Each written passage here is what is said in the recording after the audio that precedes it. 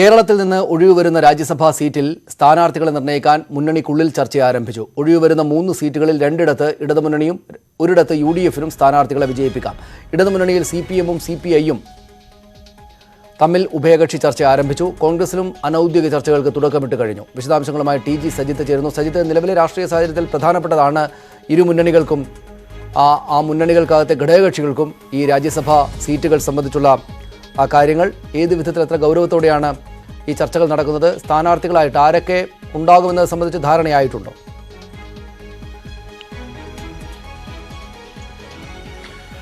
അത്തരമൊരു ധാരണയിലേക്ക് കടക്കാൻ ഇരു മുന്നണികൾക്കും കഴിഞ്ഞിട്ടില്ല. കാരണം അല്പം സങ്കീർണമായിരിക്കും മുന്നണികൾക്കകത്തെ ഈ സ്ഥാനാർത്ഥി ചർച്ചകൾ, സീറ്റ് വീതം വെപ്പ് സംബന്ധിച്ച ചർച്ചകൾ എന്ന കാര്യത്തിൽ തർക്കമില്ല. കാരണം ഇടതുമുന്നണിയിലടക്കം ഈ ആശയക്കുഴപ്പമുണ്ട്. ഇടതുമുന്നണിയിൽ നിലവിൽ ഒഴിവ് വരുന്നത് ഒന്ന് LJDയുടെ സീറ്റും ഒപ്പം തന്നെ CPM-ന്റെ ഒരു സീറ്റുമാണ് നിലവിൽ ഇടതുമുന്നണിക്ക് വിജയിപ്പിക്കാൻ കഴിയുന്ന 2 ഒഴിവുകൾ. ഇതിൽ ഒരേ സമയം വിവിധ കക്ഷികൾ അവകാശവാദം ഉന്നയിക്കുന്നു എന്നതാണ് സാഹചര്യം. നിലവിൽ LJD തന്നെ അവകാശവാദം ഉന്നയിക്കുന്നു, ഒപ്പം തന്നെ CPI-യും ഈ സീറ്റിന് വേണ്ടി അവകാശവാദം ഉന്നയിക്കുന്നു. കാരണം മുമ്പ് കഴിഞ്ഞ ടേമിൽ രാജ്യസഭാ സീറ്റ് നൽകാമെന്ന ധാരണ CPM-ഉമായിട്ടുണ്ടായിരുന്നു എന്നതാണ് CPI-യുടെ വാദം. എന്തായാലും ഈ ഒരു തർക്ക വിഷയമായി തന്നെ ഇടതുമുന്നണിയിൽ നിൽക്കുന്നു. ഔദ്യോഗികമായ ചർച്ചകളിലേക്ക് കടന്നിട്ടില്ലെങ്കിൽ കൂടിയും CPM-ഉം CPI-യും തമ്മിലുള്ള ഉഭയകക്ഷി ചർച്ച നടന്നിട്ടുണ്ട്. കഴിഞ്ഞ ദിവസം കോടിയേരി ബാലകൃഷ്ണനും കാനം രാജേന്ദ്രനും കൂടി ഈ വിഷയത്തിൽ ചർച്ച നടന്നു. ഇരു മുന്നണികൾക്കിടയിലും ഈ വിഷയത്തിൽ തർക്കമില്ലാതെ പ്രശ്നപരിഹാരത്തിനാണ് ശ്രമം. 15-ന് ഇടതുമുന്നണി യോഗം ചേരുന്നുണ്ട്. ഇടതുമുന്നണി യോഗത്തിൽ ഈ വിഷയത്തിൽ ചർച്ച നടത്തി തീരുമാനം അന്ന് പ്രഖ്യാപിക്കാനാണ് ഇപ്പോൾ ഉണ്ടായിരിക്കുന്ന ധാരണ. ഇതിനിടയിൽ അനൗദ്യോഗികമായുള്ള ആശയവിനിമയം കക്ഷികൾക്കിടയിൽ നടക്കുമെന്നതാണ് സാഹചര്യം. CPM ഈ സീറ്റ് ഏറ്റെടുക്കണമെന്ന നിലപാട് CPM-നകത്ത് തന്നെ ഉയരുന്നുണ്ട്. മുതിർന്ന നേതാക്കളായ തോമസ് ഐസക് അടക്കമുള്ള നേതാക്കൾ രാജ്യസഭയിൽ എത്താനുള്ള സാധ്യത മുന്നിൽ കണ്ടുകൊണ്ടുള്ള ഒരു നീക്കമാവാം ഇത് എന്നതാണ് ഇടതുമുന്നണിക്കകത്തെ ധാരണ. അതേസമയം ഈ രാജ്യസഭാ സീറ്റ് സംബന്ധിച്ച് കോൺഗ്രസിനകത്തേക്ക് വരുമ്പോൾ വലിയ തർക്കങ്ങൾക്കിട ഇതിനകത്ത് തന്നെ വെച്ചിട്ടുണ്ട്. ഒരു സീറ്റിൽ UDF-ന് വിജയിക്കാൻ കഴിയും, അത് കോൺഗ്രസ് സ്ഥാനാർത്ഥിയായിരിക്കും അവിടെ മത്സരിക്കുക. AK ആന്റണി ഇല്ല എന്ന് വ്യക്തമാക്കിയതോടുകൂടിയാണ് അതിലേക്ക് പുതിയ ആര് എന്ന സംബന്ധിച്ച് ചോദ്യമുണ്ടാവുന്നത്. KV തോമസ് പരസ്യമായി തന്നെ തൻ്റെ ആഗ്രഹം പ്രകടിപ്പിച്ചു കഴിഞ്ഞു. അദ്ദേഹം കോൺഗ്രസിൻ്റെ ദേശീയ നേതൃത്വവുമായി ആശയവിനിമയം നടത്തുന്നുണ്ട്. താരിഖ് അൻവറിനെ നേരിട്ട് കണ്ട് അദ്ദേഹം തൻ്റെ അവകാശവാദം ഉന്നയിച്ചിട്ടുണ്ട്. അതേസമയം തന്നെ സംസ്ഥാനത്തെ മറ്റ് പ്രധാന നേതാക്കളും അവകാശവാദവുമായി രംഗത്തുണ്ട്. പക്ഷേ ഈ വിഷയത്തിൽ കോൺഗ്രസ് ഇതുവരെ ചർച്ചകളൊന്നും ആരംഭിച്ചിട്ടില്ലെങ്കിൽ കൂടിയും നേതാക്കൾക്കിടയിൽ ആശയവിനിമയം നടക്കുന്നുണ്ട്. വേഗത്തിൽ തീരുമാനമെടുക്കാനാണ് ശ്രമം നടത്തുന്നത്. എന്തായാലും കോൺഗ്രസ് സ്ഥാനാർത്ഥി തന്നെ ഈ സീറ്റിൽ മത്സരിക്കുമെന്ന് ഉറപ്പാണ്. പക്ഷേ അത് ആരെ എന്നതാണ് ചോദ്യം. കോൺഗ്രസിന്റെ കാര്യത്തിലായിരിക്കും എനിക്ക് തോന്നുന്നു കൂടുതൽ ചർച്ചകൾ ഉണ്ടായിരിക്കുക അകത്ത്, പാർട്ടികൾക്കകത്ത്. മറ്റ് ഇടതുപക്ഷ ജനാധിപത്യ മുന്നണികൾക്കകത്ത് പാർട്ടികൾ തമ്മിൽ ചർച്ചകളൊക്കെ നടക്കുമെങ്കിലും അവർ ആത്യന്തികമായിട്ട് അവസാനം ഒരു പേരിലേക്ക് എത്തുമല്ലോ. കോൺഗ്രസിനകത്ത് ഇതുമായി ബന്ധപ്പെട്ട എന്തെങ്കിലുമൊക്കെ പ്രശ്നങ്ങൾ ഉണ്ടാകാനുള്ള സാധ്യതയുണ്ടോ?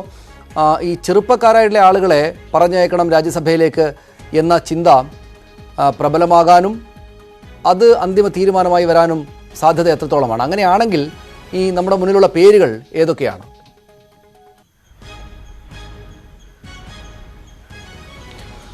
സനീഷ്, ഇത്തവണത്തെ പ്രത്യേക സാഹചര്യം മുമ്പ് ഉമ്മൻചാണ്ടിയും രമേശ് ചെന്നിത്തലയും കോൺഗ്രസിന്റെ സംസ്ഥാന നേതൃത്വത്തെ നയിച്ചിരുന്ന ഒരു കാലഘട്ടത്തിൽ നിന്നും വ്യത്യസ്തമായ പുതിയ അധികാര കേന്ദ്രങ്ങൾ രൂപപ്പെട്ട പശ്ചാത്തലമുണ്ട്. സ്വാഭാവികമായും ഇത്തരം വ്യക്തികളുടെ നിലപാട് കൂടി ഈ സ്ഥാനാർത്ഥി ആര് എന്നതിൽ നിർണായകമാകും.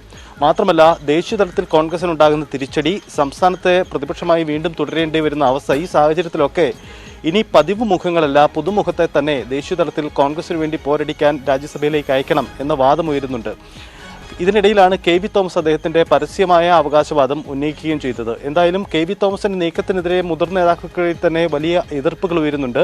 KV തോമസിന് പുറമെ പന്തളം സുധാകരൻ, ഒപ്പം തന്നെ കോൺഗ്രസിലേക്ക് ഈയിടെ മടങ്ങിയെത്തിയ ചെറിയാൻ ഫിലിപ്പ് തുടങ്ങിയ പ്രധാനപ്പെട്ട നേതാക്കളുടെ വാദവും അവരെയും രാജ്യസഭയിൽ എത്തിക്കണം വാദമുണ്ട്. KC ജോസഫിന്റെ ഗ്രൂപ്പിലെ KC ജോസഫിന്റെ പേര് പോലും ഇക്കാര്യത്തിൽ ഉയരുന്നുണ്ട്. അതേസമയം യൂത്ത് കോൺഗ്രസ് ഈ വിഷയത്തിൽ ഒരു പരസ്യ നിലപാട് സ്വീകരിച്ചിട്ടുണ്ട്. അതായത് ഈ വിഷയം ഇത്തവണ പുതുമുഖത്തെ തന്നെ രാജ്യസഭയിലേക്ക് അയക്കണമെന്നതാണ് അവരുടെ വാദം. അങ്ങനെയെങ്കിൽ അതൊരു പുതുമുഖമെങ്കിൽ അതാരാവും? ഒരു യുവ പ്രതിനിധി ഉണ്ടാകുമോ? അങ്ങനെയെങ്കിൽ VT ബൽറാമിൻ്റെ പേര് വളരെ സജീവമായി തന്നെ പറഞ്ഞു കേൾക്കുന്നു. ഈ തരത്തിൽ കോൺഗ്രസിനകത്ത് ഈ സ്ഥാനാർത്ഥി നിർണയം സംബന്ധിച്ച് വലിയ ചർച്ചകൾ വേണ്ടിവരും. തർക്കങ്ങൾക്ക് ഇടവയ്ക്കുമെന്ന കാര്യത്തിൽ തർക്കമില്ല. കാരണം ഇത് സംബന്ധിച്ച് പെട്ടെന്നൊരു തീരുമാനത്തിലേക്ക് എത്താൻ കോൺഗ്രസിന് കഴിയില്ല. എന്തായാലും ഔദ്യോഗികമായ ചർച്ചകൾ കോൺഗ്രസിനകത്ത് ആരംഭിച്ചിട്ടില്ല.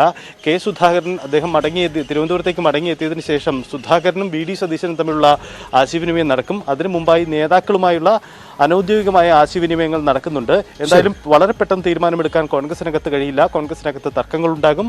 ഒരുപക്ഷെ ഒരു മുതിർന്ന നേതാവിനെ വീണ്ടും പരിഗണിച്ചാൽ ഒരുപക്ഷെ ഒരു വിഭാഗം നേതാക്കളടക്കം പരസ്യ പ്രതികരണങ്ങൾ നടത്താനും ശരി. സാധിക്കും. സജിത്ത്, ഒറ്റ കാര്യം കൂടെ, ഇടതുപക്ഷ ജനാധിപത്യ മുന്നണിയുമായി ബന്ധപ്പെട്ട് രാജ്യസഭയിലേക്ക് പോകാൻ ശ്രേയംസ് കുമാറിന് ആഗ്രഹമുണ്ടാകുമല്ലോ. പക്ഷെ അത് ഇത്തവണ സഫലീകരിക്കാൻ എത്രത്തോളം സാധ്യത കാണുന്നുണ്ട്? അദ്ദേഹം അതിൻ്റെ അവകാശവാദം അദ്ദേഹത്തിൻ്റെ പാർട്ടിക്ക് വേണ്ടി എന്ന മട്ടിൽ മുന്നോട്ട് വെച്ചിട്ടുണ്ട്. എങ്കിലും അത് സഫലീകരിക്കാൻ എത്രത്തോളം സാധ്യതയുണ്ട്? തോമസ് ഐസക് രാജ്യസഭയിലേക്ക് പോവുക എന്നത് യാഥാർത്ഥ്യമാകുന്ന ഒരു കാര്യമാണോ? അത് ഗൗരവത്തിൽ തന്നെ CPM-നകത്ത് ചർച്ചകളുണ്ടോ അതിനകത്ത്?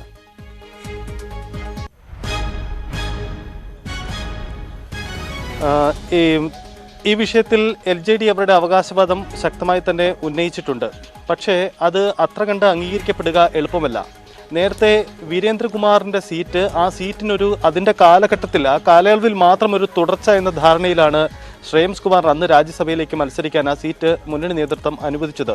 മാത്രമല്ല, ശ്രേയംസ് കുമാറിൻ്റെ പാർട്ടി ഇടതുമുന്നണിയിലേക്ക് തിരിച്ചെത്തിയതിന് ശേഷമുള്ള ആ ഒരു കാലഘട്ടത്തിൻ്റെ ഒരു പ്രത്യേകത കൂടി ആ തീരുമാനത്തിന് പിന്നിലുണ്ടായിരുന്നു.